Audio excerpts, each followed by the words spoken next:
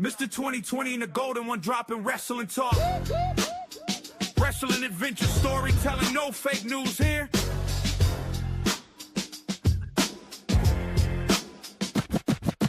Yo. Welcome back, everyone, first and foremost, and welcome back, Mike. How are you, buddy? Oh, I am good. How are you today, buddy? I've been up early, enjoying my morning here, getting some stuff done that needs to be done.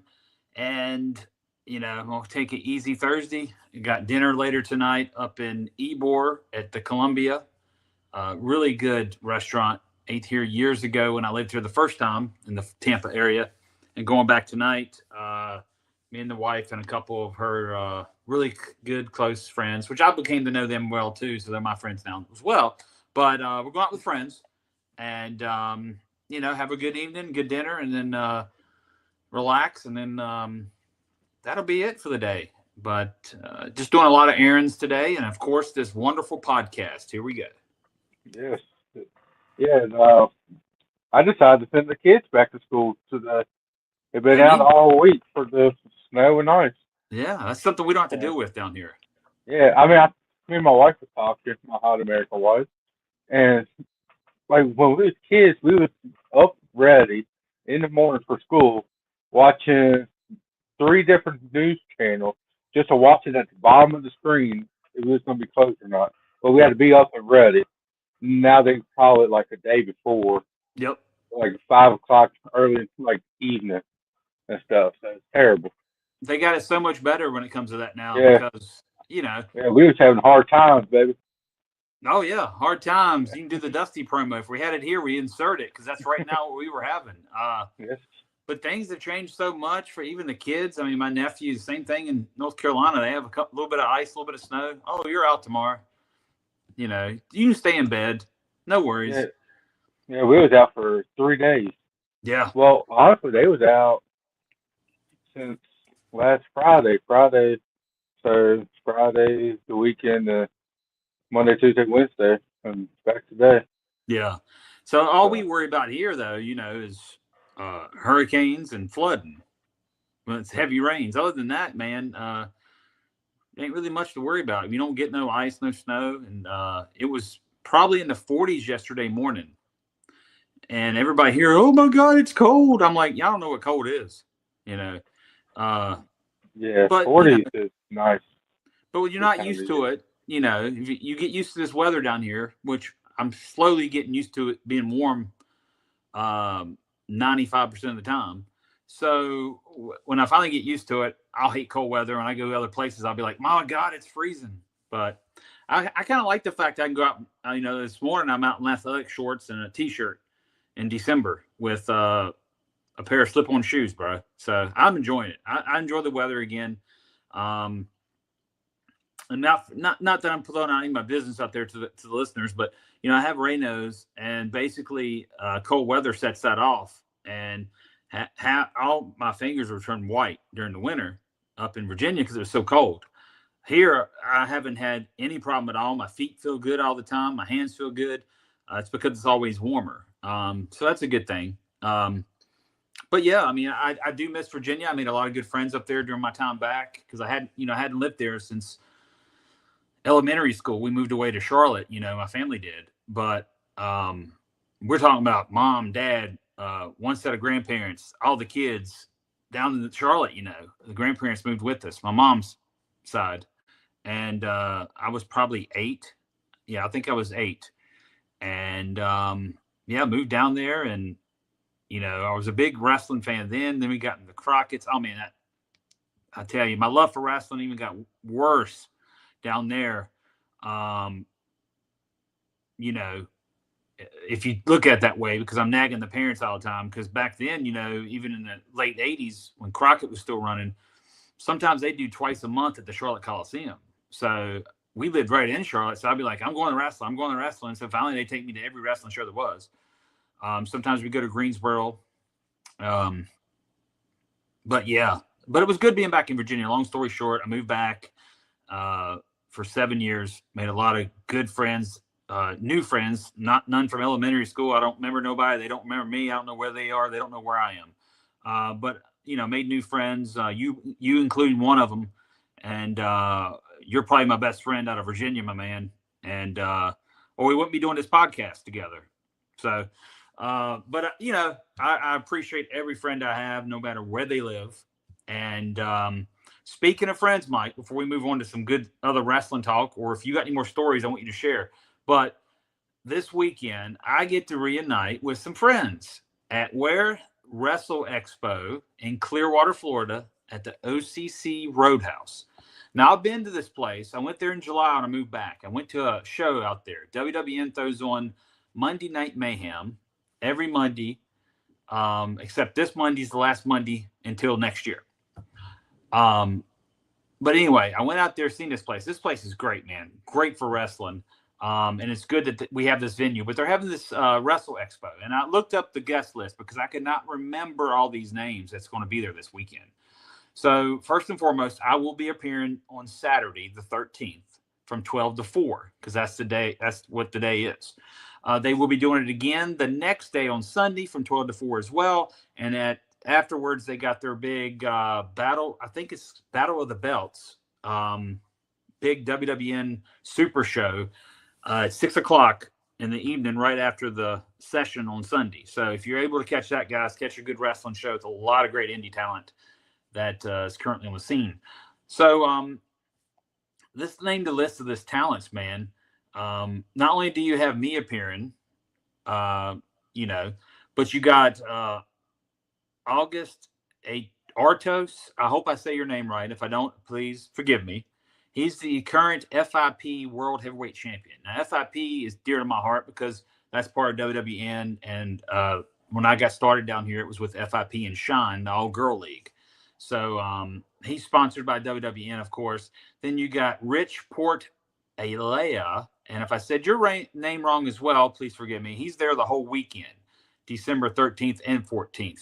You got Dan Barry, which I worked with Dan years ago in Evolve. He will be appearing the whole weekend. Brutus the Barber Beefcake only on Sunday, guys. He's got another appearance up in the Northeast, I know, on Saturday. So he'll be there only on Sunday.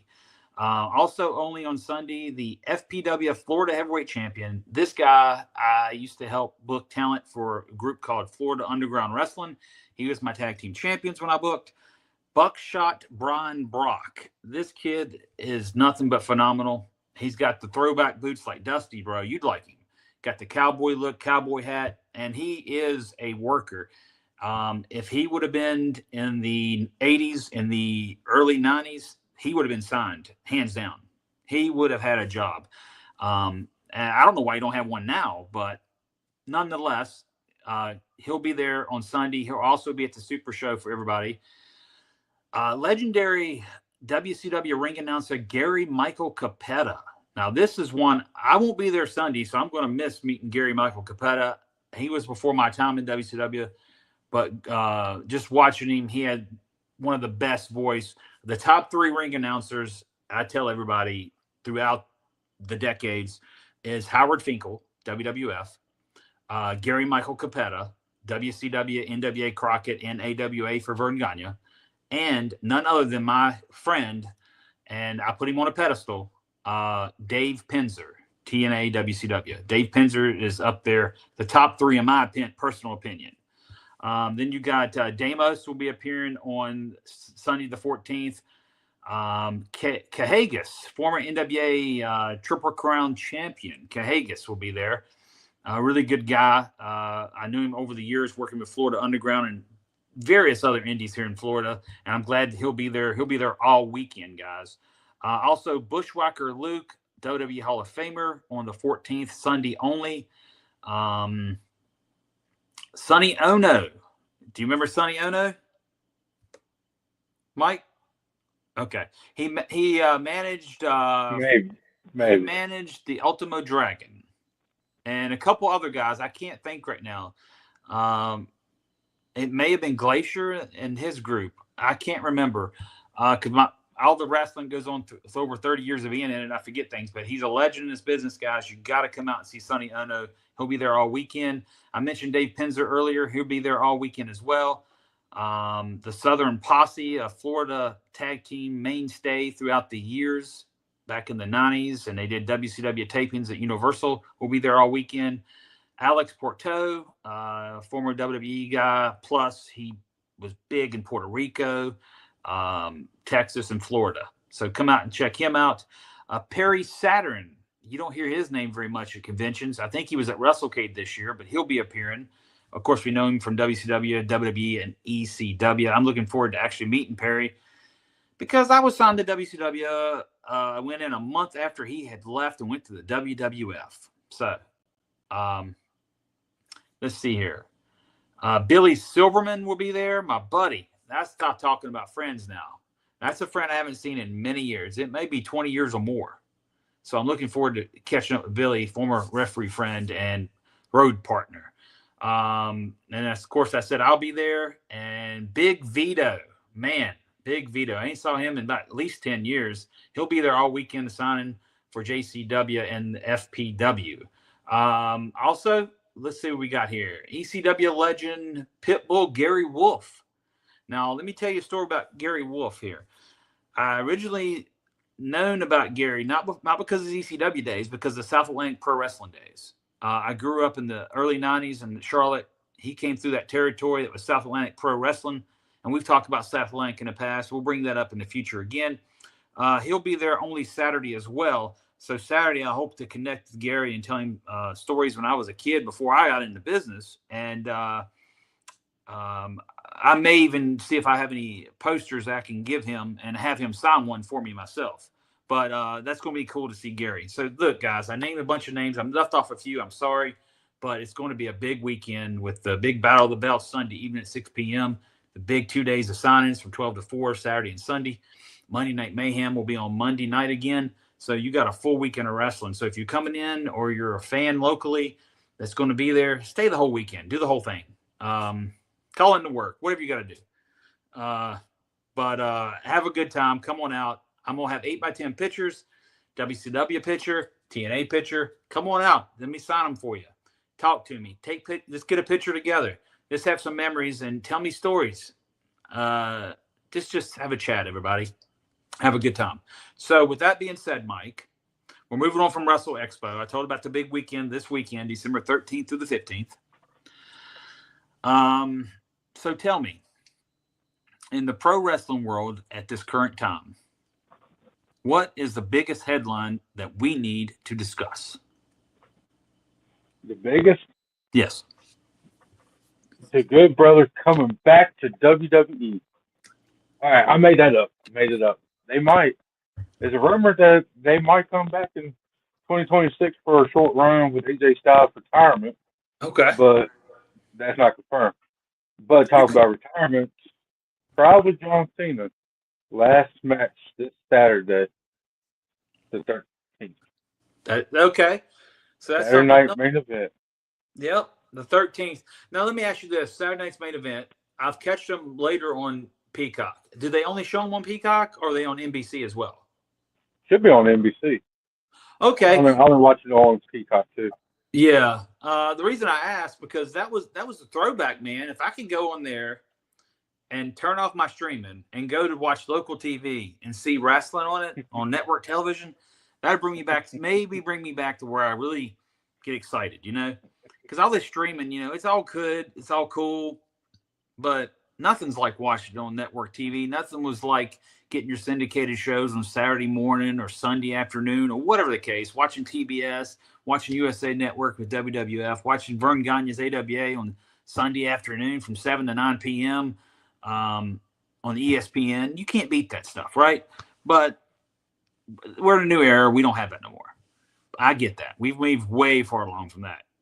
Basic cable or cable, whatever. Network television, all that. We moved on from that. But that would be so cool. And what time does this start? Peacock, on Peacock or NBC. What time does this start? 8 o'clock? 8 p.m. 8 p.m. Does it normally run about 2 hours? I think so. Well, it's got to on this episode. I think this one, I don't think they're doing like a time on it for like watching on Peacock. Yeah. Because they got, of course, Cena's match going to open, which I thought it should be the main event. Yeah. But he wants it to open to give the other people time on the show. But then you got Cody Rhodes and Obo Femi, the NXT champion. They're going to be facing it off in the match. I think that's going to be a really good one. And then I think it's like a tag team match with AJ, Dragon Lee, and then two other people. I can't think of the name right now. But one's from TNA, the X Division champion. Okay. He's teaming up and everything. And I think it's supposed to be a girls' match, too. I'm not 100%. But, Oh, really? Yeah. So it sounds like it's going to be a big card for a Saturday night main event. Should be a good one. Cool. I'm looking forward to it, dude. I think it'll be a good thing. I will try to catch that. Depends on how my Saturday goes and what I end up doing after the Wrestle Expo. You run into old friends like that. Sometimes you make new ones as well. Sometimes you go out, have a few drinks. I know a lot of us are getting older. We don't drink as much as we used to. But you still can go out and tell stories and laugh about old stuff. Or hell, the funny thing is, and I've learned this, is you can run into somebody you used to know 20 years ago, and you thought you knew everything that we were doing on the road, but then you learned something new, and you're like, "What? This happened?" And then it's so cool. It's just like relearning new stuff, man. I can't wait. I love these things. The last one was WrestleCade in 2022 in the Omega reunion. That was phenomenal because Omega was the big thing in the 90s. And I always tell everybody, wasn't for Omega, you wouldn't have had all these new super indie groups. You know what I'm saying? You really wouldn't. We paved the way because they were during the time of the video trading days where people would trade videos to get an Omega video because how hot it was. It's so awesome. If Thomas Simpson, we talk very often, and we'll get Thomas on the podcast, by the way, because you're going to love him just to hear him talk about people and people he likes and don't like. It's the funniest part. And he's just hilarious. And I love Thomas Simpson to death. We'll get Thomas on here, though, man. If he ever releases all that footage that he has, I'm pretty sure him and Matt both have it, him and Matt Hardy, to the general public, because the trading tape days have been over for a while. If that gets out where you can actually maybe stream it, buy it all or whatever, I'm telling you, people are going to realize that paved the way for all the super indie groups that people call nowadays. Omega was the first one, to my knowledge. And we set the standard of what a big independent wrestling group with all that talent should mean. And we're going to have to get him on here. I want to get in touch with him. We talk very, very, not all the time. We talk ever so often. I'm going to have to get him to come on here, convince him to come on. I'm sure he won't have much convincing. And then I also talked to a good friend, Bobby Yella Man, out of originally from Roanoke, Virginia. He lives in Withville, I believe now. I believe that's where he lives. But he's from Roanoke. Good guy. Really good old school mentality. And he had one of his biggest matches of his career in his mind. And it should have been, because he just wrestled recently the franchise Shane Douglas up in Bluefield, West Virginia. And if I'd have been in Roanoke, I probably would have lobbied to drive over to Bluefield to ref it. Because I like Shane. I used to work with him, but I would have loved to ref Bobby's match with Shane just to, to make it even a little more cherry on the top there. But I'm really proud of him. And he also does music, and we're going to let him talk about his albums that he's made on the indie scene there, indie music as well, and get his name out there with that as well. So we're going to have Bobby on there. I'm going to try to get Thomas on here. Bobby's for sure set in stone. We just got to get him a date. He said anytime he's ready. Got a couple other guys we're going to bring on. And then this weekend, I'm going to reach out to a lot of people I see at the convention. So we're going to have some guests coming up, Mike. We're going to have some really good guests. And we're going to dig deep with them as well, on their stories as well, instead of just, my stories every week. But I'm looking forward to that too. I think it's going to get very interesting in the weeks and months to come. I really do. But you know what else is interesting and great to know, everybody? Bam. What? Go to cowboyrevolution.com. Cowboy Revolution Apparel Company at checkout, guys. Don't forget to use the code JamieT123 for 15% off. If I had my merch here with me right now, I'd have it on. It's currently in the other room. Next time, I will wear my cowboy hat or my hoodie, and we'll show it off. But I get hot really easy, so I probably won't have the hoodie on very long if I did show it. Maybe I'll just show it to you. But we'll show you the few things I do have and the things maybe that you'll be interested in. But you got to check out the site. You got to do that. You just can't take my word for it and look at a few items I have. You have got to check out the site and get you something. I guarantee you will find something there that you'll like. Okay, Mike. So moving along here. Hey, you forgot one thing. What's that? They support the veterans. They do. There you go. I mean, you can't forget that. My mind's everywhere. When I start talking, it goes everywhere. I mean, a great sponsor of the podcast, and they support the veterans and everything. So use the code JamieT123 for 15% off and help support the veterans. There you go. Mike helped the plug even better. That's what I'm talking about. That's why we work good together. If I miss something, you catch it. If you miss something, well, you miss a lot. You miss a lot. Well, what are you going to do? So moving along, we talked about Cena this weekend. It's Gunther, right? Yeah. Okay. We talked about the Wrestle Expo here locally that I'll be appearing at with a lot of good talent and friends and all that great stuff. I know Your Way Pure Pro probably has a show this weekend. Yeah. I can't remember if it's at is it Rocky Mount? I think this one's at Rocky Mount. Okay, but it's not the YMCA. I believe it's at the high school up there. I think so. Franklin County, one of the gyms. Yeah. So guys, go check it out. They're on Facebook as well. I got their own Facebook page, Pure Pro Wrestling. I believe there's two Pure Pro Wrestlings. One's in Michigan, but this one's out of Virginia. So that way you know which one we're talking about if you want to check out. And look them up on YouTube for their videos as well. There's plenty of wrestling over the years. I actually found some last week, me refereeing, and from Wirtz, Virginia. So I thought that was interesting. I just was looking through I get through YouTube all the time.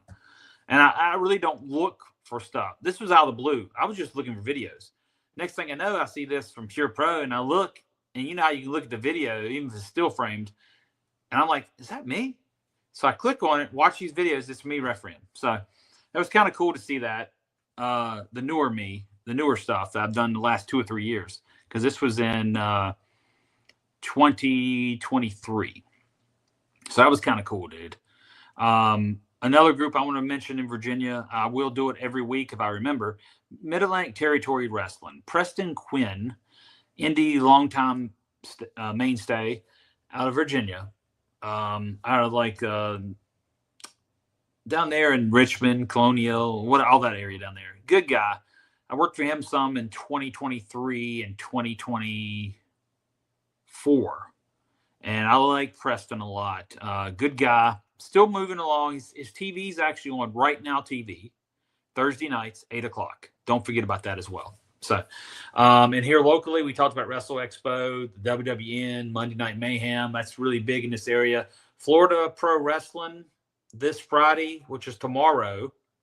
Guys, they will be in Winter Haven at Tanner's Lakeside. Cahagas, Brian Brock, we talked about him earlier. Billy Silverman referees, and another WCW referee in the 90s that was Randy Eller will be there. So him and Billy take the official call the matches over there every time they run a show. It's once a month over there on a Friday. So check them out. It's FPW, Florida Pro Wrestling. One more thing, and we'll move along, Mike. CCW, Coastal Championship Wrestling. They do a show in Tampa. They do it in many other places in the state of Florida, but I won't mention Tampa because this is my area. Once a month. Magnus, I believe it's called, Brewing Company, and it's in Tampa. And they'll be there Saturday night, this Saturday the 13th, with a big cage match, guys. I'm telling you, you go check this out. Big cage match. My man Eddie Torres, the Raging Bull, is what I call him. That's his old name. I think he changed his moniker now. in a cage with Mark. I know him as Martin Stone, WWE developmental. He was on NXT actually, so he actually got out of developmental because NXT now is way above developmental days. And he's done. Danny Briggs is his name. Does phenomenal work. One of the best ever. He's from England, and you got to catch that. I probably will not be there Saturday because of shenanigans that I'll get into Wrestle Expo and after. But if you're in the Tampa area and you're in town for the expo and you're a big wrestling fan, go on down to the brewery, catch the show out, and get a beer. So, all right. So, Mike, moving along. Do you have anything else for us before we get on with the show? No. Okay. Not that I know of. I mean, I could probably think of something, but not at this moment. No, not this time. But got a question about what we talked about last week. What was it? 91, 93? Yes. It was 90, 93, 94-ish. Yes. All right, so you're 15, 16 years old. Right? Yep. I'm 2.5, 3. You walking in your first day on the job. Mm-hmm. How is a 15, 16-year-old boy feeling walking into a pretty adult-dominated sport at this time? Like, was you scared? Was you nervous? Was you excited because you've been a wrestling fan? Yeah. Like, how was Jamie Tucker feeling at this time? Well, because at 15, it's the fall. I'm going to school by day during the week. I'm in, high school, but yet will be a pro wrestling referee on Saturday night coming up. So a lot of my friends in school, I had a couple that were wrestling fans, but most of them wasn't. It was kind of like, how you feel the odd man. I wasn't a man yet. I guess I got in a male-dominated sport, so maybe I was becoming a man soon. But still a teenage guy, right?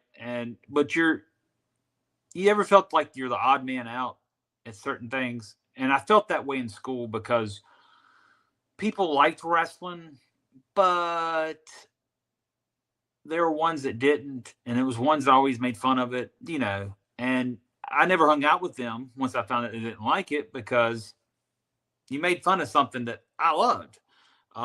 So for me going from that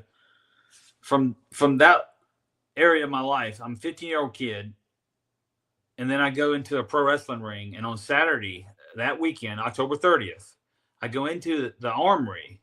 We show up to set up the ring. So Stallion don't show up to these armories till 4 p.m. So being that I'm debuting that, I would call it a debut, I guess, because I did.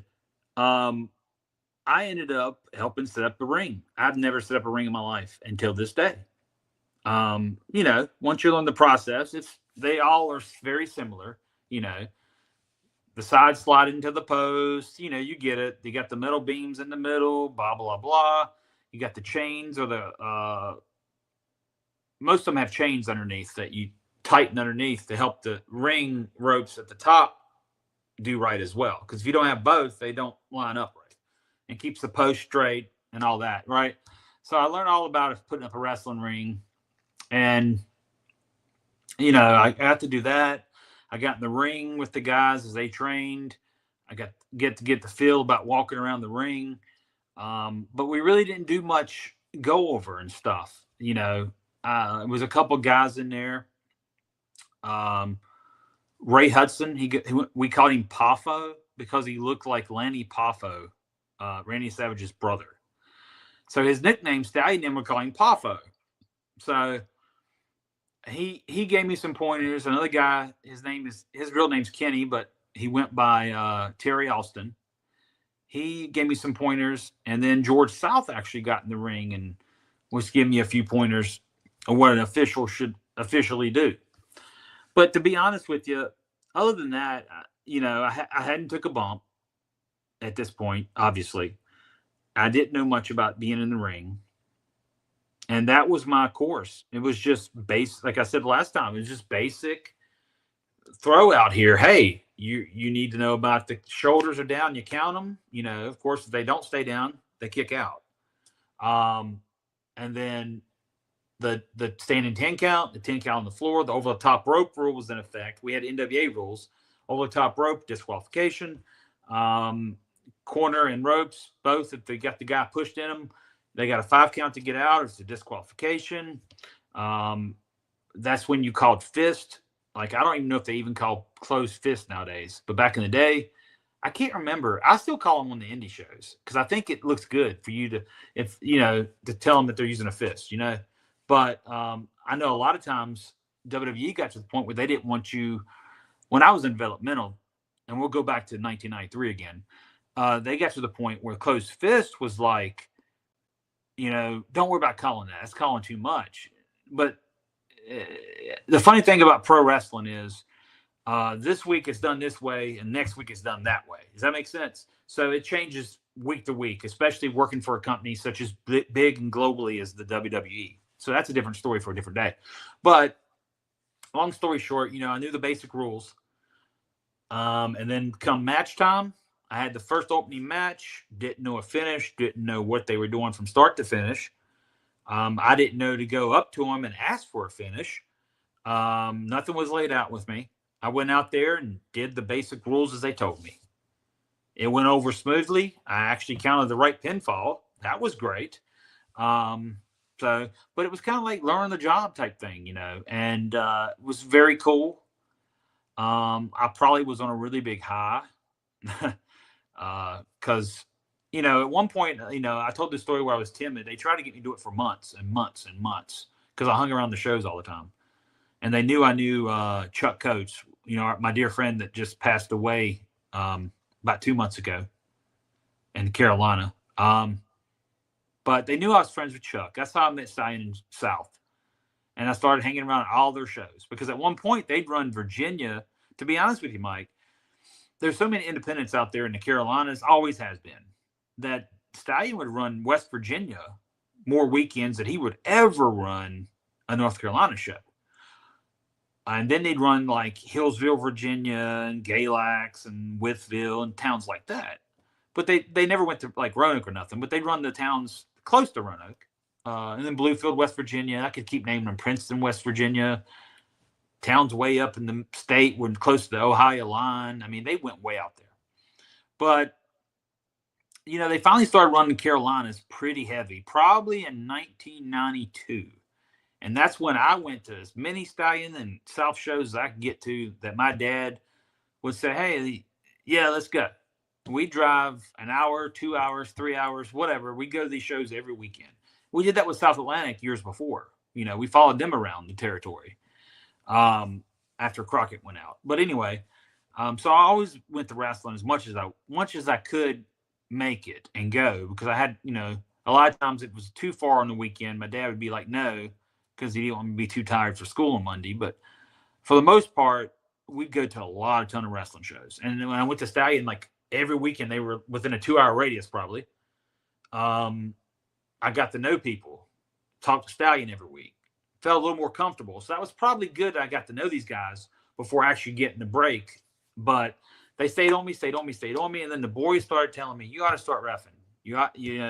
Because back then they looked at referees differently. And what I say that by, they look at referees, they wanted most referees to be smaller than all the guys. Okay, because they wanted that element of the performer's bigger than the referee. So if you were a thinner ref back then, it meant more. Nowadays, it's a little more open because we have a lot of girls refereeing now. That's changed. We have guys that look like they may work out quite a bit, getting jobs to referee, just like UFC refs, right? But back then it was more of, oh, you're a smaller ref, you're great. So I was a small kid. I was probably 165, 5'10", same height I am now. I didn't grow any more height from 15, 16. But I'm 5'10". I weighed 165. I was quite thin, and I looked smaller than every guy on the roster. I mean, there may have been a few guys I was a little taller than, but most part back then, you didn't have that. And so I fit the role. I had the clean cut look. I had a baby face, of course, but I didn't have no beard, clean cut. That's what they wanted back then. And I knew everybody, and that's how I got in. But it was a really good experience, you know, seeing the locker room experience. I'd never really been in a locker room like that setting, like an indie setting where I'm sitting there actually suiting up to go out. I'd been backstage at WCW TV tapings, walking through and saw the locker rooms, but I never stayed backstage. I got to meet, you know, I told them stories too, that Chuck used to take me to WCW tapings, and I get backstage at TV tapings and Starrcade 91 and blah, blah, blah, right? But it was a whole new element, and it was exciting, but yeah, it was nerve-wracking. I was a little nervous because, like I said before, I was a shy kid too, man. I had to grow out of that. I was really shy going into a predominantly, and at the time, you know, there were lady wrestlers around, but predominantly male business, and a lot of them were tough guys, and they'd want you to believe they were tough guys, and they'd want to scare you. So yeah, it was quite different, but I survived and made friends with a lot of the guys and got respect. And over the years, you know, through the indie years and leading up, you know, by having that mutual respect and learning how to work with different types of matches, different types of people. Like, for example, like if you're working with Kurt Angle, you know, let's just use Kurt Angle, for example. You're with Kurt Angle on a Monday night taping, and then the next night on Tuesday, you're working with Sting. There's two different type of guys. They work differently. You can say all day long that a match is a match, but it's not. And a worker's a worker, but they're not. They all kick out differently. Some of them may kick out the last possible time, and you're like, please kick out. I'm gonna hit 3. And then you had guys that kicked out a lot quicker, you know, and you'd hit 2, but they'd be kicking out when you hit 2. So really, it might have been 1, but it don't matter because you didn't count them out. But my point is, even kickouts were different with guys. The way they worked in the ring, some guys wanted you farther away from them to give them more space, but some guys want you closer so they can relay messages more. It's odd, right? But you'd think, so the moral of that story is, and this is to all the young guys breaking in, or if you've been in it a couple years and still learning, you're going to learn a lot from very many different people. And you're going to be told so many different things from very many different people. But you can't take it all in and use it all. You just got to learn from every experience and make it your own, and then everything will fall into place. Because everybody's going to have a different opinion of how you do things or how you should do things, blah, blah, blah. Just like I would on somebody. It's just the nature of the beast and the way the business is ran. But yeah, it was great, man. Like I said, it was full bore after that. I was there every weekend. I was a Stallion for it's about a year and a half straight before I started taking other bookings. But I just worked solely for Stallion, learned as much as I could, learned about poster and towns, learned about promoting. I learned about putting cards together because he'd let me do that sometimes. He'd be like, what do you think? Here. I'd write down the card, put the matches together. He'd tell the boys, they thought he did it. But Stallion gave me that liberty there, that openness. And I can never thank him any more than that. And he was really good to me. We had our differences, like I said before last week, but I would never change anything about my learning process. And I respect him to this day. And I hope he's doing well up in Charlotte right now. And I would not take back one moment of how I learned the business, because that shaped me for how I did get my opportunities in WCW, TNA, WWE. You get it. And even working for WWN involved, man, going to China in 2014. That was a big experience, right? I mean, done a lot of great things, and I think Stallion and South actually shapes me for where I got to. So, yeah, absolutely, man. It was great walking in there. It was good for me, for a shy kid, to have to adapt to such a male-driven business at that particular time with all this masculinity. Oh, hell yeah. It was phenomenal to help me as a human being. I think it helped me a lot to open up. Because even years later, it took me years to get out of that, dude. To get out of it where I wouldn't feel uncomfortable, to be shy. Even it took me years, even in the business, but that's just the way I was. We all have our own insecurities. So, was you one of the refs that like to know the finish or not know the finish? Because Well, I would imagine if you didn't know the finish, which is like a lost art, like the refs don't do like the expressions yeah, like they used to. right. I'm thinking it'd be hard to do that if you know the finish. Yeah. So, which way would you like to do it more? Well, if we look at the landscape, the way it's changed today in this era, if I was working all the time, I want to know everything. I really do. If we're talking about when I broke in, maybe a little different. Finishes were things you've seen how the business have changed. You go back and look at the 80s, early 90s, and compare it to late 90s and now, it's changed the way the matches are done. So if we're talking about then and now, then I could have went either way.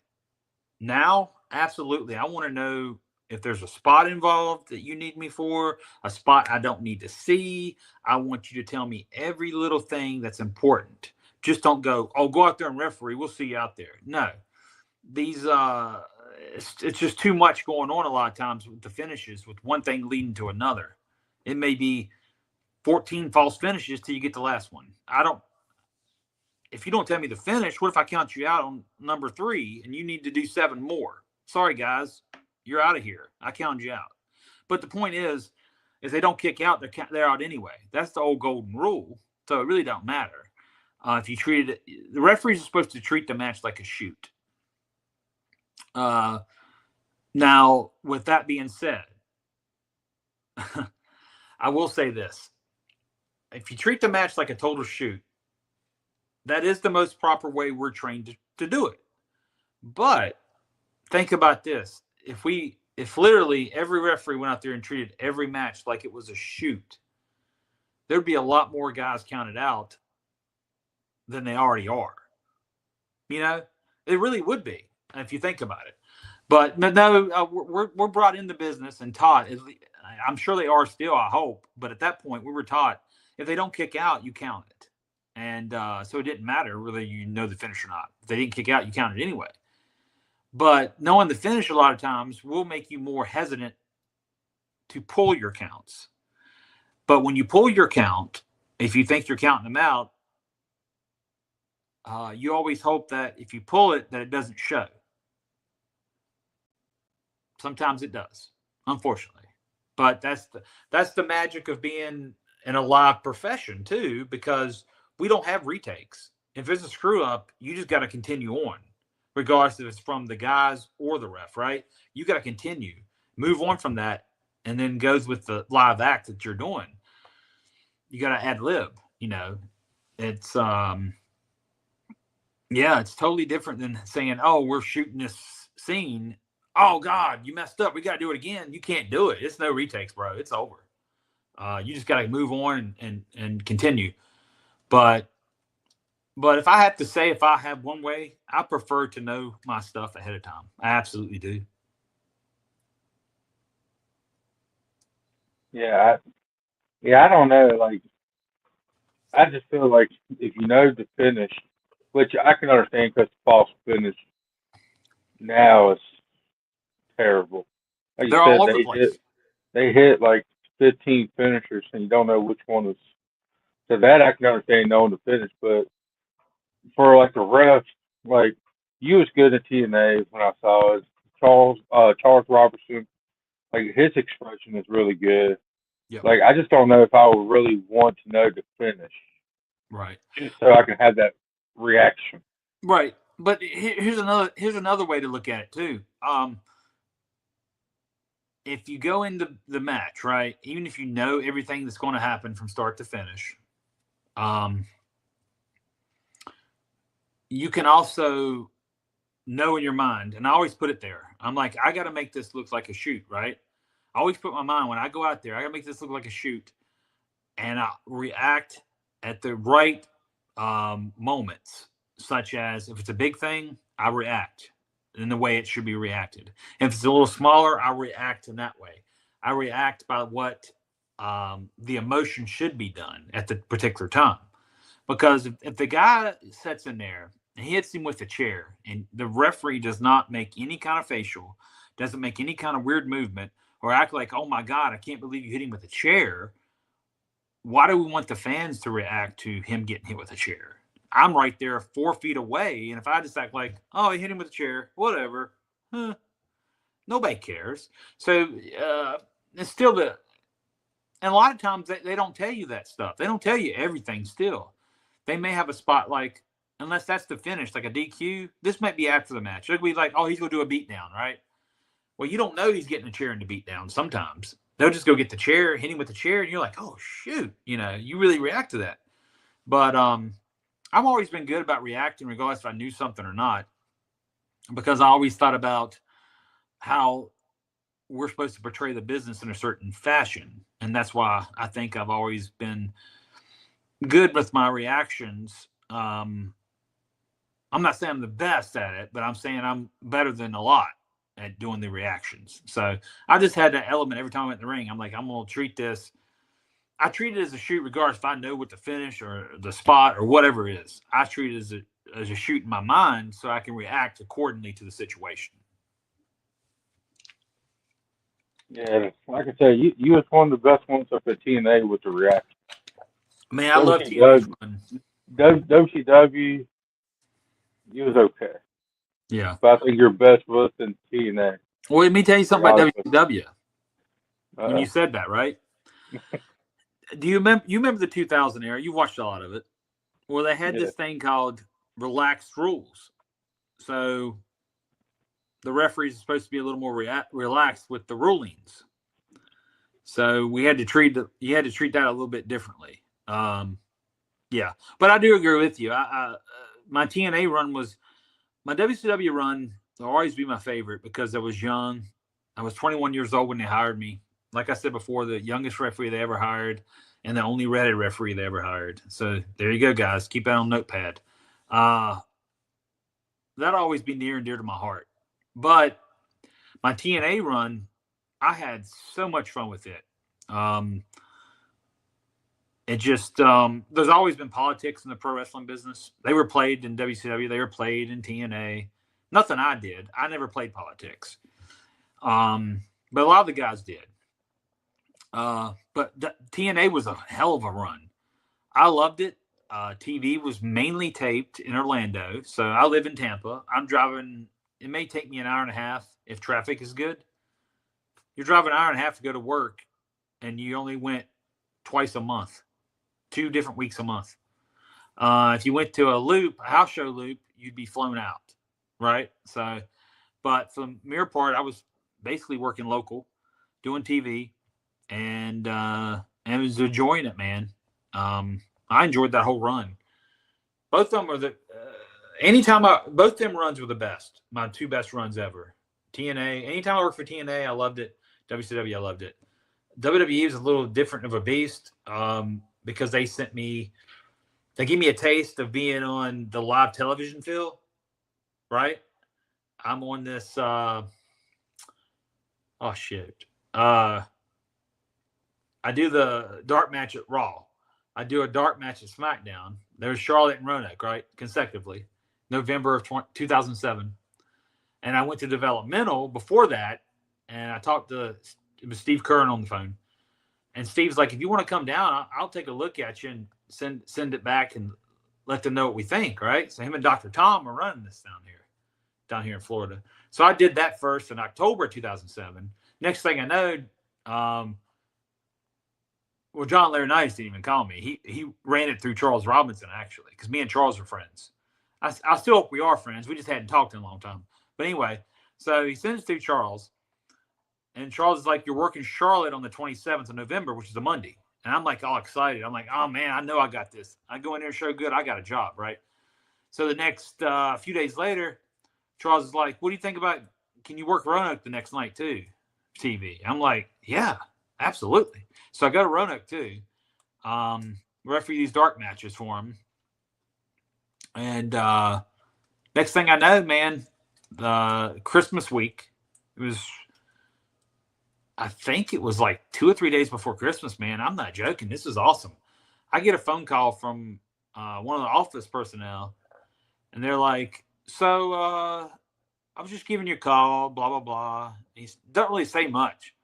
And he goes, "So I got one question." I'm like, "Okay, how bad do you want this?" And I go, "What do you mean?" I said, "I want this. Okay, Mike, listen to this. I'm working as the second in charge at Food Line as a produce guy, right? And I'm on the phone, not working, taking this call from WWE because I'm like, screw this. I'm going to take this call, right?" I knew who it was from.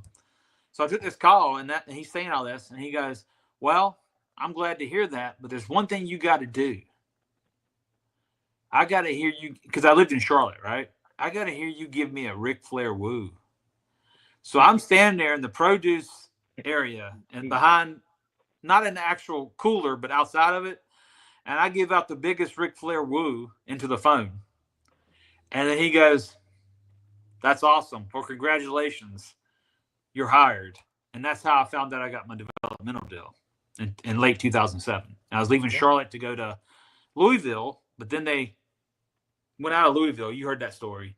And they shipped me to Tampa down here, and that was how I got into developmental. But it was a really cool time.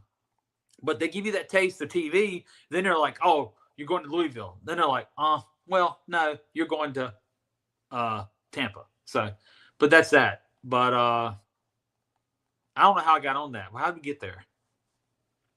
I don't We were know. talking about TNA and WCW. I don't know, but everybody wants to know is why you could do a Ric Flair woo in a Food Line produce area, Yeah.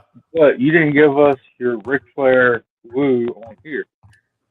I think the people deserve it right now. Yeah. I'm a lot older now. It may not sound the same. Well, you can still. That's fine. You can still do it. Hey, you the one that brought it up, so the people want. What to do we hear get from you if I do this? Because everybody's watching. I hate that eye. What do we get from you? Nothing. Oh, Mike. You ain't got nothing for us if I do it? No. Oh, that sucks, bro. Maybe next week I'll do a woo.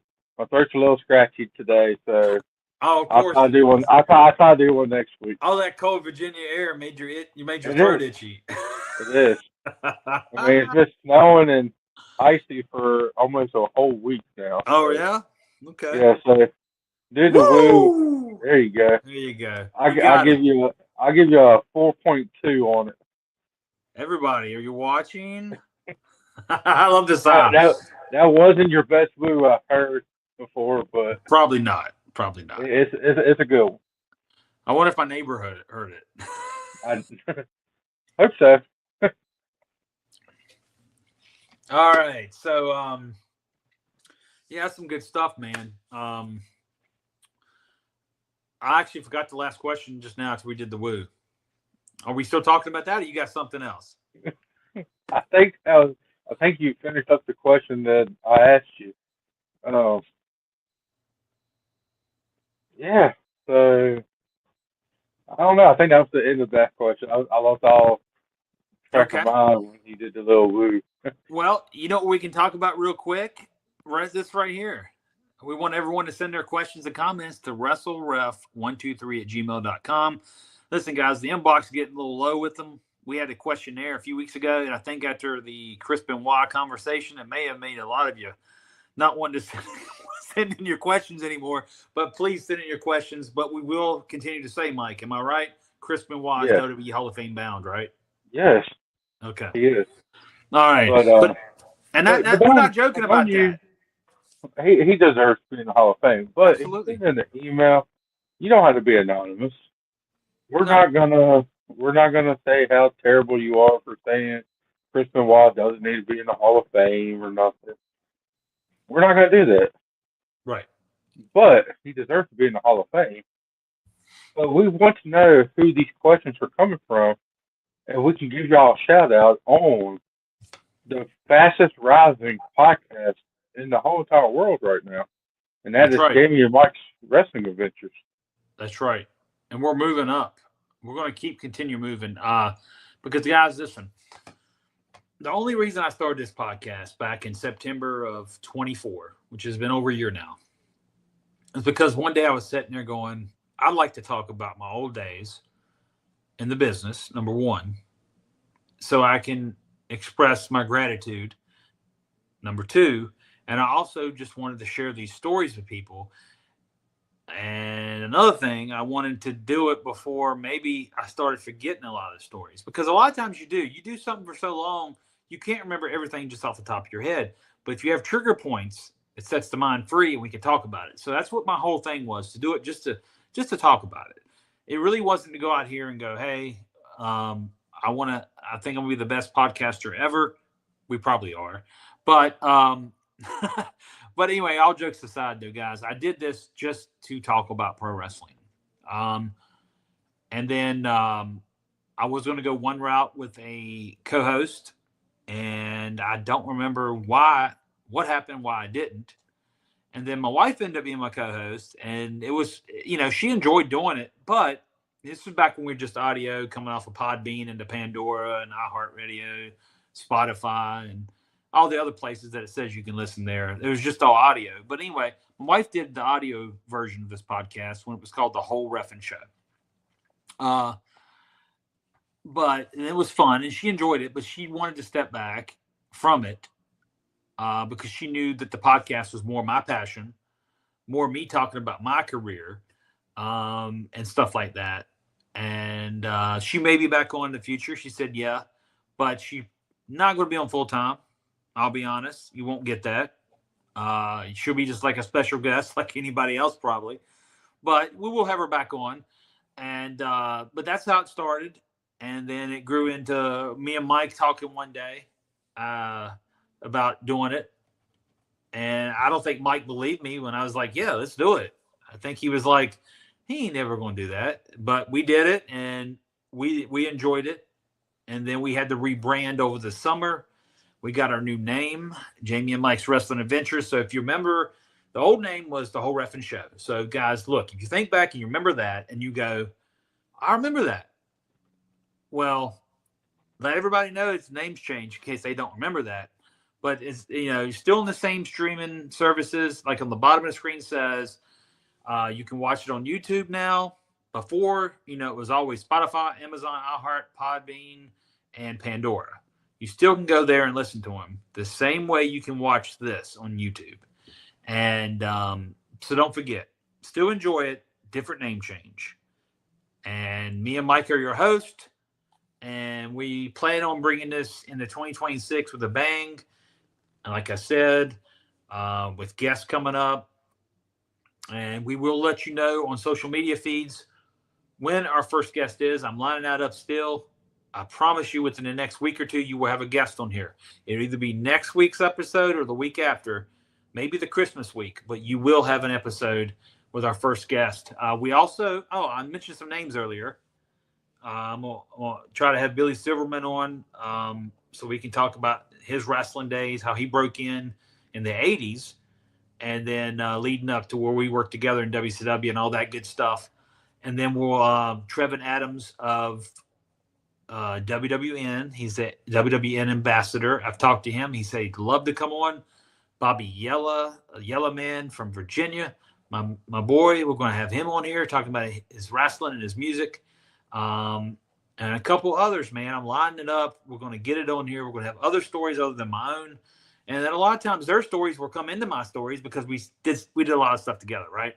So it's gonna be fun regardless. So me and Trevin can talk about China because me and Trevin actually roomed in China, which I'm glad they did. I'm glad me and Trevin roomed. While we're talking about this, I'm glad I roomed with him in China because this was 2014. I'm trying to think how old I was in 2014, Mike. I don't want to do math right now, but I'm 47 now. So, God darn it. 36. Just say that you was old back then. Yeah, 36. you was old. I was probably 36 or 37. Let's just say that. That's still older than I am right now. Yeah, be quiet. I'm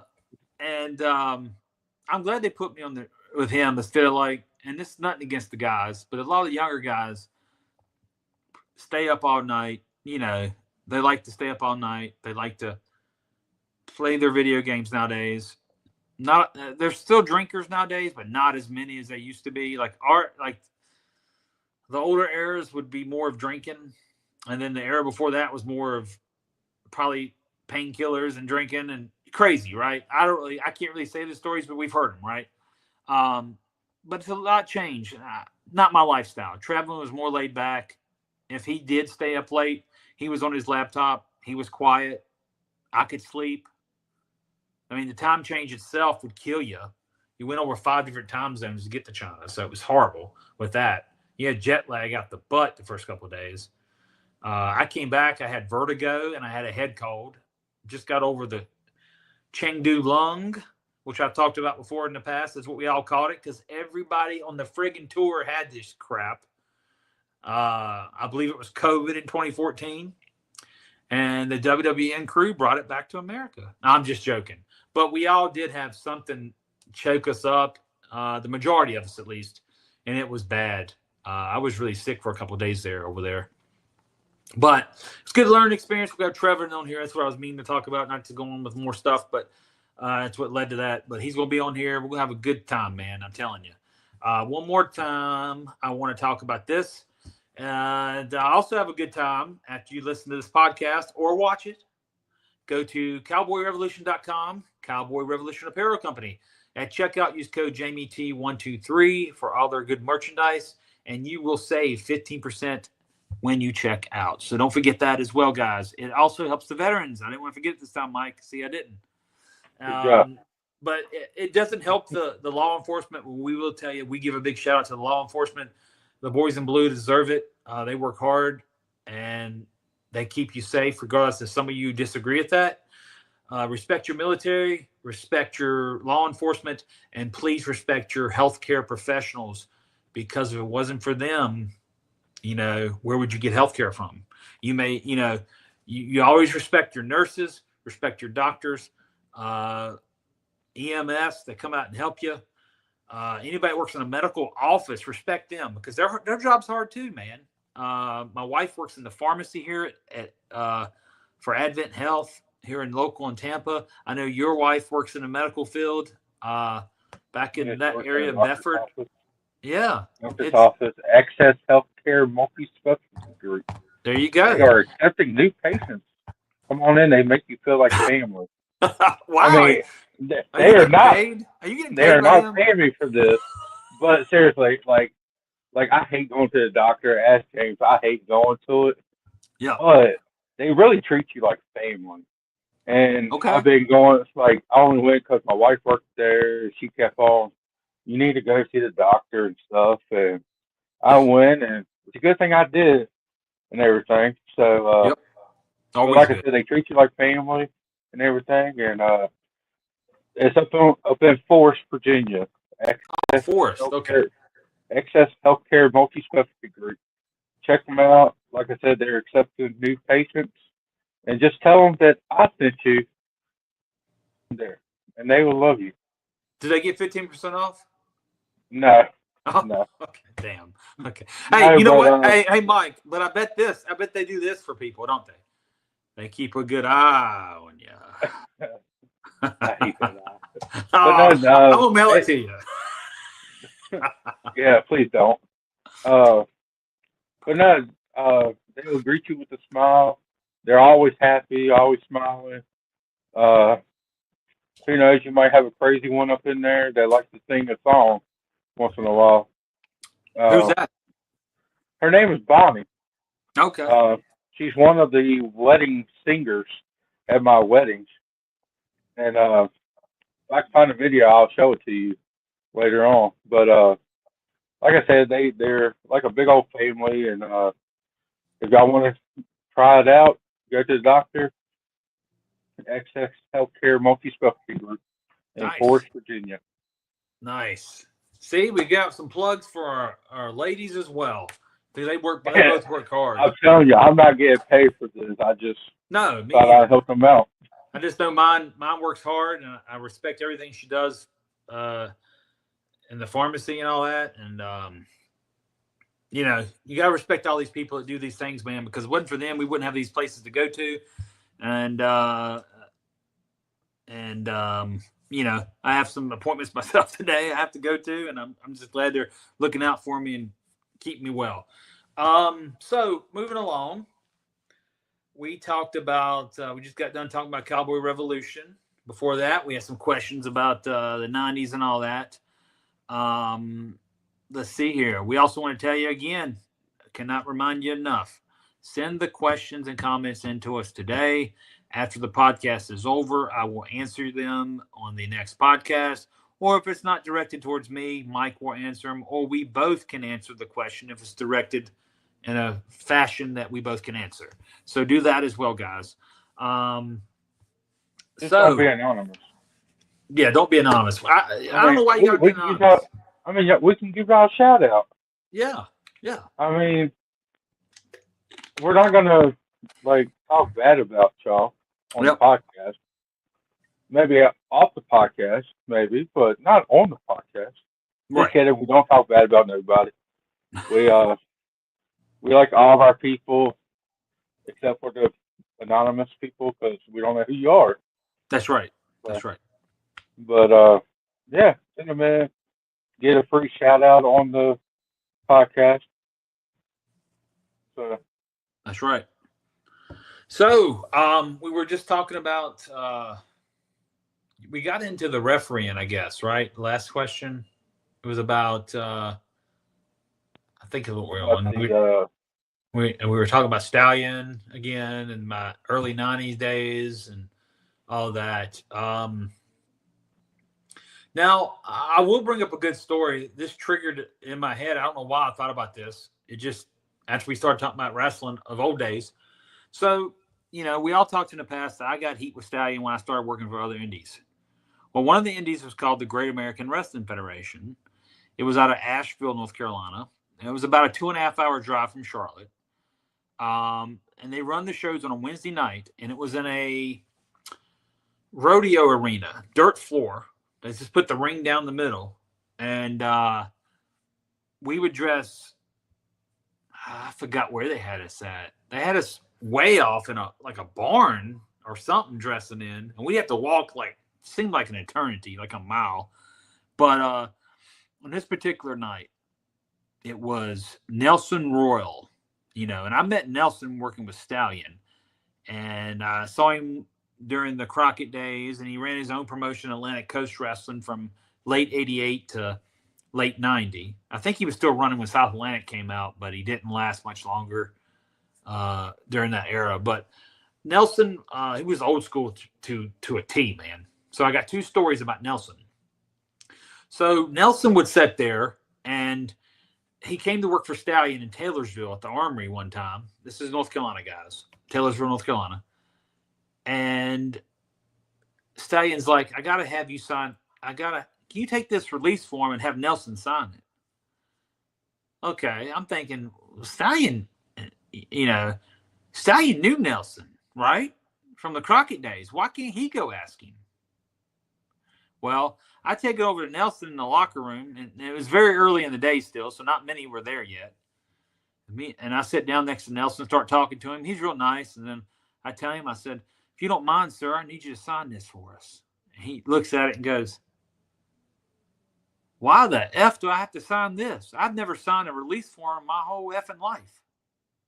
You know, he's been in the business forever, bro. 60s all the way to, this is the 94 probably. And so he don't like it. So I go back to Stallion and I go, Stal, Nelson doesn't want to sign that release form. He's pretty upset over it. Says he's never signed one before and he ain't signing one now.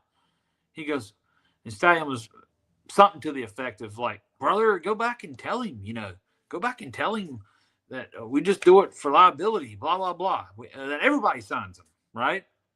So I take it back to Nelson. I'm trying to talk to him. So finally, reluctantly, this old timer that I thought he could probably still kick my teeth down my throat with no problem. Even today, if he was still alive, he probably could. But then he definitely could. Because Nelson was tough as nails, bro. And I finally, reluctantly, he signed it. But that was the most relief I had because Nelson was intimidating, and Nelson was shorter than me. Nelson was a smaller junior heavyweight, right? Nelson was probably maybe 5'7", 5'8", somewhere in that. I think 5'8", probably. But just to get this guy to sign it, and I'm like 16 years old. 16-year-old kid having this old timer sign this paper is pretty funny to me. Especially, Stallion knew him all them years. Why didn't you go ask? I don't know. But that story pops up. And then the other story, back to Great American Wrestling Federation. This was in 95. I want to tell you right now, he actually went, and I'm not making this up, he wrestled Buddy Landell. Nature Boy Buddy Landell wrestled Nelson Royal in Asheville, North Carolina to a 20-minute draw. And Nelson's probably in his 60s. That was one of the best matches I've ever seen. They kept it old school, but it was, Nelson could still go. Buddy Landell was always phenomenal. We talked about in the past. I always told everybody that Buddy Landell is one of my top ones that I would say was world champion material. But for some reason, they said he had demons and different problems that kept him out of the limelight. But Buddy and Arn didn't have them problems. I always thought Arn was a world heavyweight champion material as well. Nikita Koloff's another one they could have pushed, but they're always like my top three guys. I think growing up, they could have pushed either of them three at the right times and they'd have made money from them. But that's two Nelson Royal stories that comes to mind. But once again, that's the story of telling you about a guy that was intimidating. You're talking about coming into a business that's intimidating. That's the guy that was intimidating. Nelson Royal was a little intimidating, at least to me. I was 16. So anyway. So you're popping up that Cowboy Revolution. I do. Got to pump it up, guys. You got to go check it out. I'm telling you. That's a good group, and save that 15%. But we talk about the 90s. We talk more about that again this week. I know we touch base on some WCW and TNA a little bit in conversation. We talked about WWE and how I got started down, all them stories, blah, blah, blah. But the 90s, like I said last week, was one of the most phenomenal periods that I think anybody breaking in the business could have. Because, it was the dying days of the last territories that were around. Jim Cornette had Smoky Mountain up to 95. He brought back a territory. And then you had USWA, which is the Jarrett promotion. They lasted all the way to 1997. So regardless of what kind of money they were making in 97, people can say whatever they say about, this territory over here was the best territory, or that territory over there was the best territory.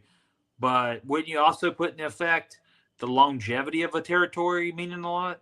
So to me, if we're talking about longevity and being considered a territory, the Jarretts and Lawler win that hands down. You go all the way to 97 when Crockett sold out in 88 to Turner. And then Vern Gagne's territory, the AWA, goes out, 91? So, yeah, the Jarretts win that, man. I mean, even Cornette, he came in 92, but he only lasted 3 years.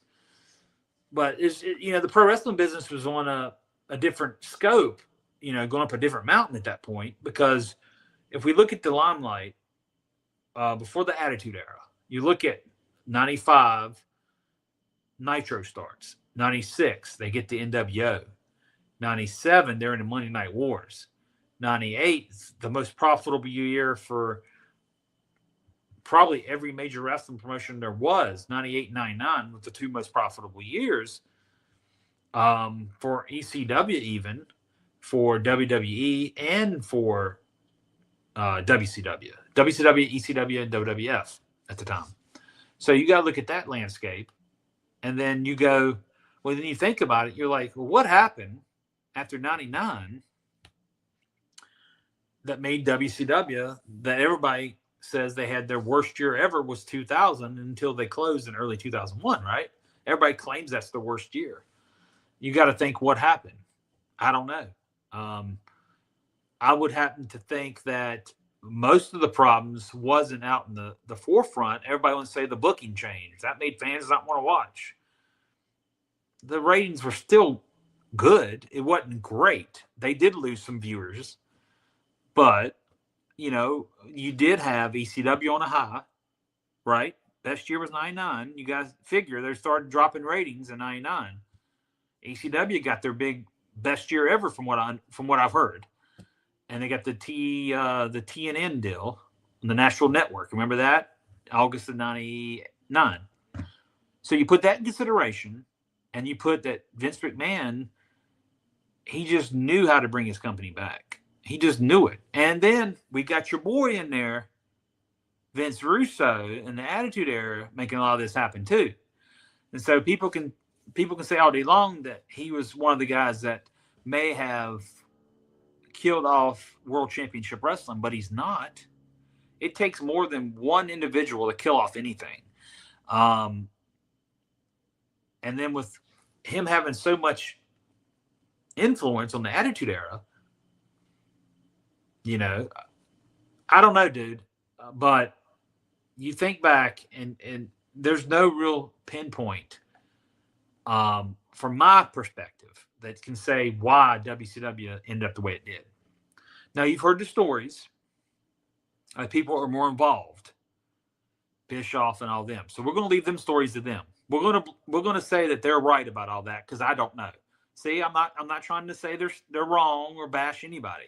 I'm just trying to say, from my point of view, the writing of the TV, in my opinion, didn't kill off the company. I believe it was things that happened behind the curtain that a lot of us wasn't aware about.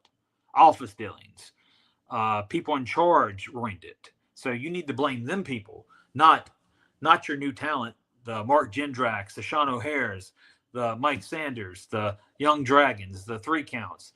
Listen, these kids, and we were all young. We were all kids at that point. They were at the right place, right time. They deserved the opportunities. They were all really talented. They had nothing to do with the downfall of that company. I just say that all the stuff that we don't know about as talent is what killed that place. And I'll swear by that all day.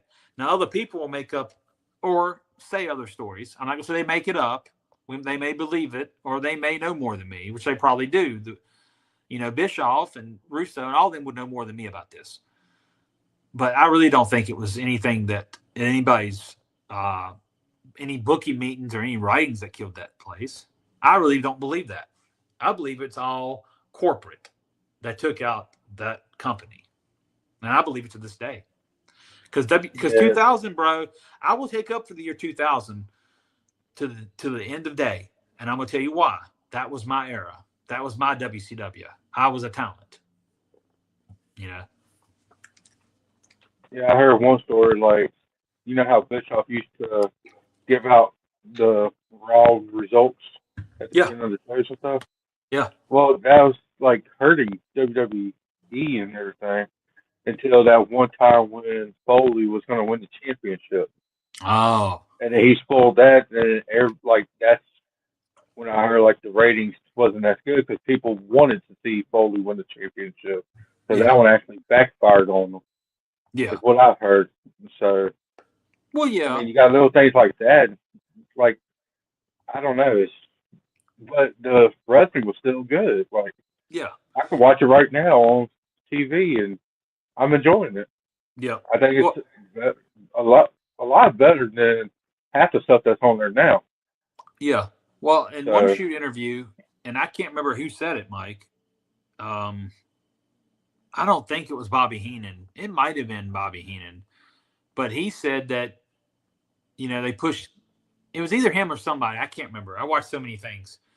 That whoever said this though said that they pushed Goldberg really big, and they ended the streak at Starrcade '98, and it was with Kevin Nash, I believe, and they said that helped kill the company. And then the first of the year they did a Nitro in Atlanta.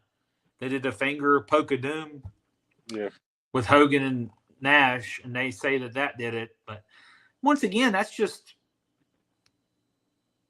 somebody's segment that they put out there. Realistically, would that really kill a company? Because if they go out there right now and Cena did the finger poker doom on his last night, that going to kill WWE? No. So I don't see that killing the company. I just think that's way of people. That's way of people start just to make up excuses of why the final nails in the coffin happen. It's just excuses of why something happens. Everybody just looks for excuses, but overall, at the end of the day, regardless, we all heard the story that if TV time slots were open, Fusion and Bischoff would have bought it, right? If they kept it on TBS and TNT. So that's the main factor. Regardless if Turner's group AOL sold it or not, it still would have been open. But I just think at the end of the day, the reason Turner, the AOL, when they did the merger, they didn't want wrestling. And that was their way to get wrestling off the network, but it ultimately killed the company and it made it no value because without TV in a TV era, and right now, if WWE and AEW didn't have all their cable and streaming situations, and even TNA's got a new TV show coming out on AMC in January. If none of them had all that, their company wouldn't mean nothing because you can't get it out to the masses to make it mean something. So ultimately, it all comes down to corporate started it when the merger happened, and finally they got a reason to get rid of it. And then when they wouldn't keep it on the air, the next people that were going to take over thought there was no value at this point because we have no way to give it to the people. So there you go. So it's all corporate. Right there explains to you it's all corporate of why this place went out of business. And I hate when people push all the blame on Russo. That's not fair. And of course, he probably don't care. He shouldn't care. He don't care, and it wasn't his fault. And, here's another thing. Bischoff, and nobody should blame Bischoff. It's not his fault. I just think it was a lot of bad corporate dealings behind the curtains. And it may have been over the years. It may not have been just at that last year. I don't know that. I don't know anything behind it other than I was a talent. I got paid to be somewhere, and I showed up to work. And that's all I can say about it. But my ultimate feeling from everything that I saw as an a bystander, I guess, an outside person, I see it as corporate all day long is what killed World Championship Wrestling. Because honestly, I believe if Turner would have had more stake than what AOL ended up with, we probably would have never lost WCW at that particular time anyway. And so it wouldn't have been a sell to anybody. Nobody had been taking it over. But, dealings happen, people lose control, and at the end of the day, that's what happens. That happens in everyday life in companies, not just pro wrestling. So, but man, that was one, WCW was one hell of a hot company. Regardless of anybody says, up to its end. It was hot from when Turner took it over. It was, and in my opinion, it was always my favorite. It was hot to the end, regardless. I don't care what anybody says. But, the champion and the leader in sports entertainment is WWE. So, yeah. Soon to be TNA. Well, I'm looking forward to AMC and TNA. I do too. But now, here's the question, though. Do you have to pay for another streaming service to watch their TV show? I think so. See, Now, unless it's on TV, like if you got the AMC, like on your cable and stuff, I think you can watch it through there. But like me, I don't have cable and stuff, me neither. so I have to buy a new thing to watch that if I want to. Yeah. Like, I don't know. It's getting kind of expensive to watch wrestling, unless you go to your independent wrestling and everything. Like this weekend, Pure Pro Wrestling, $15 for adults, $600 for free. Yep. I mean, that's a whole lot cheaper than buying all these subscriptions for TV just to watch the big leagues when the future of them is your independents. Well, wrestling. Well, while we're talking about good deals, we talked about Wrestle Expo earlier, right? Well, everybody, listen. Wrestle Expos at the OCC Roadhouse. Guess what admission is? Admission is free to come in to meet all these superstars and to mingle. Come out, get some 8x10s, take pictures with everybody. I'm telling you, you can't beat it. Every other convention, and I'm not knocking the rest of them, but every other convention I've worked for or had been a part of to be able to go to have always charged their consumer. We're not. WWN and the group over here, they've done a really good thing. Speaking of WWN, that's my poster from China I collected from 2014, and I'm proud to be affiliated with them. They're bringing me in to this event, even though it's their shindig. But what I'm saying is, an outside vendor didn't bring me in; they're actually bringing me back. I'm part of their group, and I was with them for a good, from 2012 to or 2013, somewhere in there to 2017. I did 4 years straight with them here in Florida. I enjoyed every bit of it, and I'm glad to be affiliated with them. Who knows? Future planning. Who knows? I might be back in there with them a little more than just a Wrestle Expo, just a meet and greet. But I have high expectations. Have some great ideas coming, and but yeah, man, you can't beat it. I mean, you can't beat indie wrestling prices for the most part. You can't beat these meet and greets like this. Where else can you go get a meet and greet and you get in free admission? Most of the conventions, man, I'm telling you, they charge what they call a super ticket or something, and it's like $120, $150 to get in for that one day. Now, listen to this. On top of that expensive ticket, you've got to buy all your photo ops, your 8x10s, whatever you pay for on top of getting into these events. This event is totally free to get into. You can't beat that. It's also at a location that the parking's totally free. They got so much parking at the OCC. I don't know. It's a big place. So if you're in the area or you've never seen it, come on out. Wonderful venue. They still have major act concerts come to this venue. They have wrestling there every Monday, except for after this Monday, no more until January sometime. But what I'm saying is it's a great venue for a lot of things. Come on out. Check it out. Get in free. Get your photos with your favorite superstars if one's there, and get your signed autographs. And come out. Say hi. Since I'm giving the plugs to you, come out. See me, everybody. Talk. Let's maybe we can talk road stories and stuff. I'll take the time to talk to each and every one of you. You just said come see your favorite wrestler. Why don't I come see your favorite referee and your favorite podcaster, Jamie Tucker? That's true. Thank you. Well, or the other referee, Billy. Or Billy Silverman. Yeah. Yeah. I mean, he's right there with you. Listen, I talk so much. I even forget to talk about myself sometimes. So, but it's going to be a good weekend, guys. Come out and meet me if you haven't met me already. If you already met me, come out and meet me again. I mean, you probably met me years ago with red hair. Now I have no hair, so just do it. So. What do you got, Mike? You laughing? No, nothing, buddy. I just remember the first time you shaved your head, it came to work. But, yeah. Yeah, That was yeah. Yeah. Our other good friend Billy the Kid, and Yeah. that's really his name. His middle name is D, so it's Billy D. D Kid. It is. He was It is.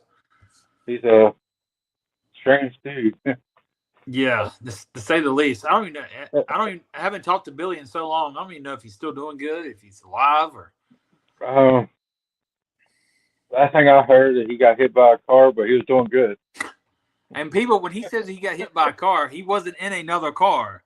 No, he was walking to the store. Hmm. So, luckily the car wasn't going that fast where he lives and everything. Let's just say it wasn't the car's fault. Billy. Yeah, Billy got hit by a car.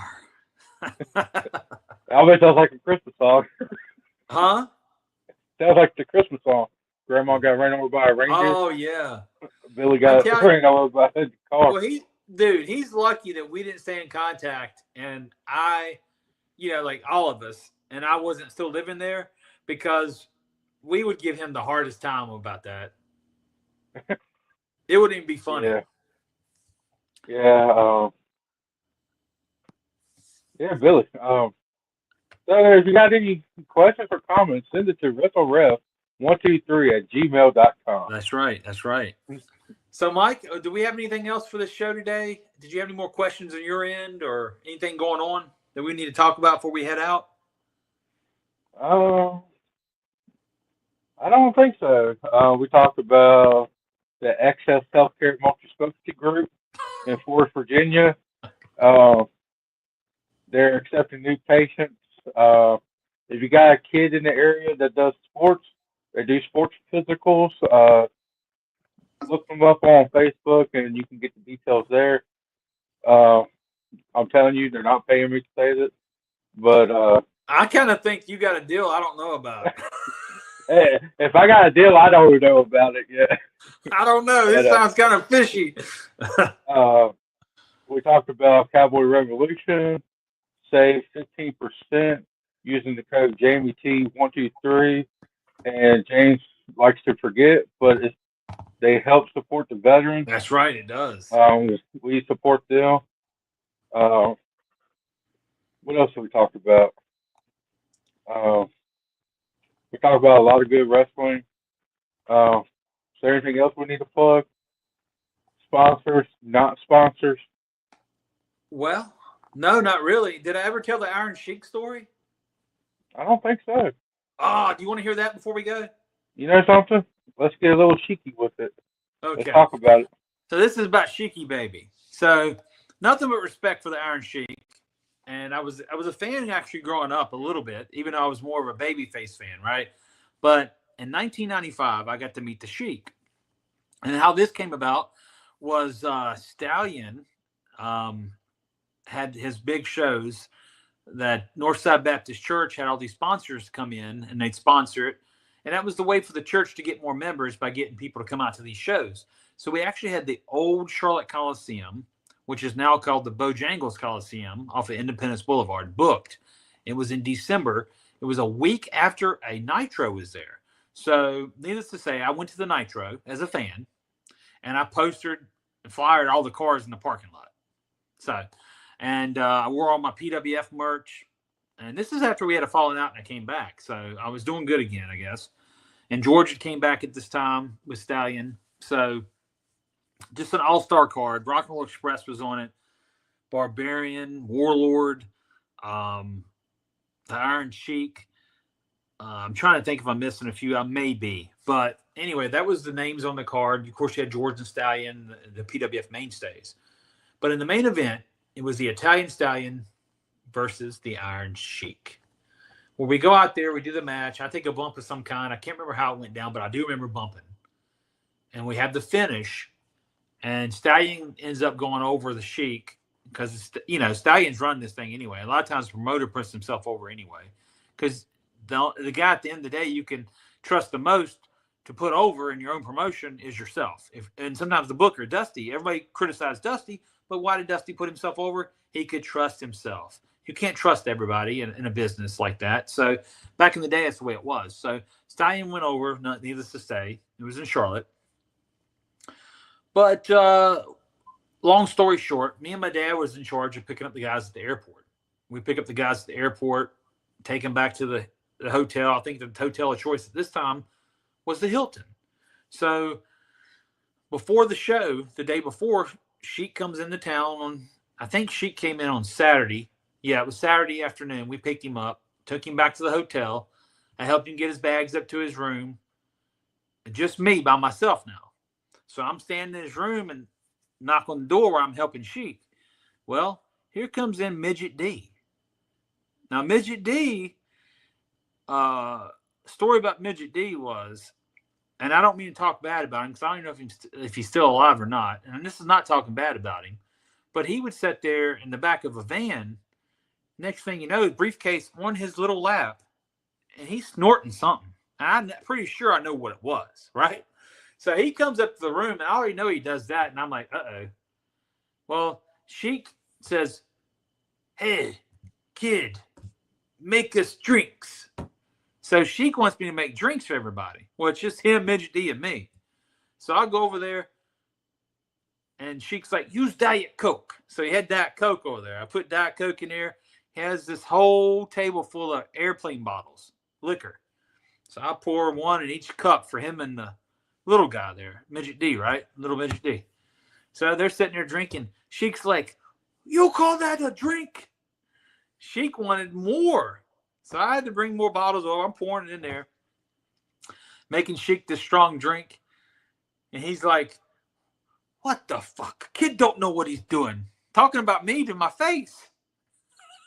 Right to Midget D. And I'm sitting there going, I'm 17 years old. I'm sitting there going, what am I going to do, right? And then I'm not lying, and I'm not talking bad about Sheik, but he had a documentary, and everybody knows about it. They pull out the powder, right?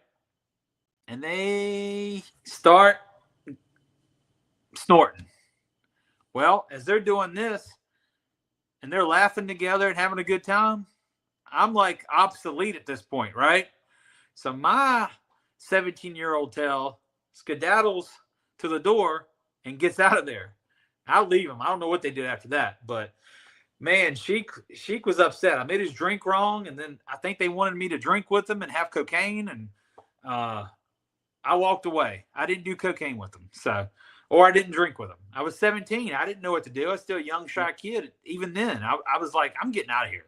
So I left, but that's a Sheik story, but he's a good guy overall. He would talk to you. We took him back to the airport the day after, and funny guy, but that story sticks in my head because I made his drink wrong. This effing kid didn't know what he was doing. Of course you did. So, but that's a good Sheik story, man. But, it was cool. We picked up, like I said, all the guys the year before, in 94. We picked up Gangrel, which was the Vampire Warrior at the time. And we picked up the Bushwhackers at the airport. And I'm trying to think. I think Wahoo McDaniel was local, so he drove. I think that's the only ones that had flown in that year was the Bushwhackers and Gangrel. But Stallion worked, Gangrel, which is Vampire Warrior, 2 different shows that year because we had a day and night show. And David Heath, one of the best guys, that's his name, David Heath, one of the best guys you ever met. He lives here in Florida. And he still works, actually. But got some good stories for him later on. But he was always a good guy. I remember when I would get in the ring and train with the guys, bumps and all that. We came down to Jacksonville, Florida on the naval base. Stallion had a show down here. He actually booked Vampire Warrior and Luna Vachon, which is his wife at the time. God rest, she passed. Sweet woman though, man. You would think by her character she'd be the meanest woman there ever was on the face of the earth, but the sweetest woman you ever met. But always real nice to me, both of them. And when I was in there bumping with the guys, I was still a ref 98% of the time, 99, like we said before, remember? But he would get in there and show me pointers too. And I never really wrestled, but it was good to hear things, right? And I'm glad his career took off. He was a really good dude. So a lot of memories from Stallion. That's why I say I give all my respect to Stallion. So that's the more Stallion and PWF story days from the 90s. So I hope everybody enjoyed the Sheik story, though. Yeah, I did. Good. We all learned that you can't mix it, take a drink. Well, now I can, but at 17. I don't think you know how to. Oh, Mike. Disagree. Next time I see you, I got a drink for you. All right. Well, thank you. You're welcome. So, with that, are we good to go on the podcast this week, my friend? Yeah. But seriously, I'm not getting paid by the doctor's office. I'm just saying, like different stuff on here. We're passionate about. We're passionate about wrestling. We're passionate about different stuff. And trust me, I hate going to the doctor. But this one's a really good one. If you're in the area, check them out. If you want to be a new patient for real, call them and stuff. And who knows, you might talk to my wife on the phone and she might get y'all an appointment up in there. But no, seriously, it's a really good place. And I've been going there for a few years. And I probably would not go to another doctor's office. It's just, like I said, they're real nice and friendly and everything. So, and we're both passionate about Monster Energy. We're not getting paid for them. We're not getting paid. Not getting paid. But, I mean, why not advertise them? Maybe they'll sponsor us. Maybe. You never know. Maybe. Never know. So, guys, with that,